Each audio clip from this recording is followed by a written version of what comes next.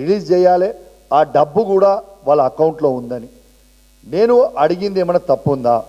నేను ఇవి అడుగుతుంటే కాంగ్రెస్ పార్టీ శాసనసభ్యులు రన్నింగ్ కామెంటరీ చేస్తారు, ఇది వేదిక కాదు, ఇది అడగొద్దు అని. మరి నేను అడుగుతున్నా, ఇదే కాంగ్రెస్ ప్రభుత్వము మీరు చెప్పిందే కదా రేవంత్ రెడ్డి గారు, కేసీఆర్ గారు దళిత బంధు ఉట్టి 10 లక్షల రూపాయలు ఇస్తుండు, నేను 12 లక్షలు ఇస్తా రేపు అధికారంకి వస్తే అని చెప్పింది మీరే కదా. మరి ఇవి నేను అడుగుతుంటే మీకు మింగుడు పడుతుంది కదా.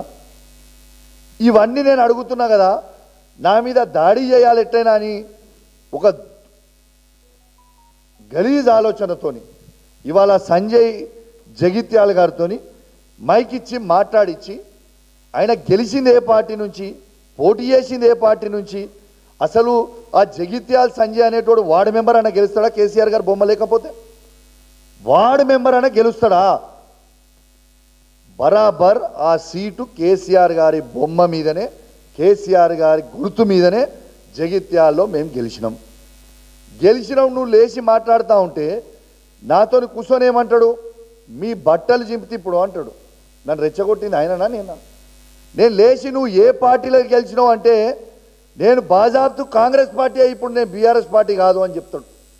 నేను గౌరవ స్పీకర్ గారిని కోరుతా ఉన్నాను, ఇవాళ ఒకసారి వీడియో చూసిన తర్వాత కూడా మొత్తం మీడియా ద్వారా స్పీకర్ గారు కూడా వీడియో చూపిస్తా, తర్వాత స్పీకర్ గారికి పోయి కూడా రిప్రజెంటేషన్ ఇస్తా, తప్పకుండా నేను ఇస్తా.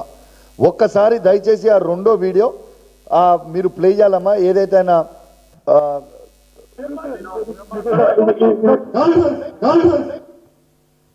మళ్ళా ప్లే చేయమ్మా ఒకసారి.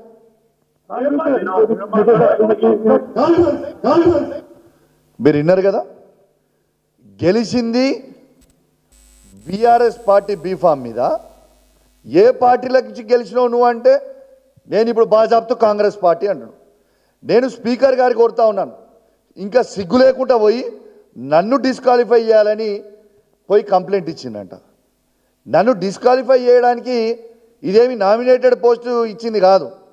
హుజురాబాద్ నియోజకవర్గ ప్రజల గుండెల నుంచి ఓట్లేస్తే వాళ్ళ మనసు గెలిస్తే నేను ఎమ్మెల్యే అయినా.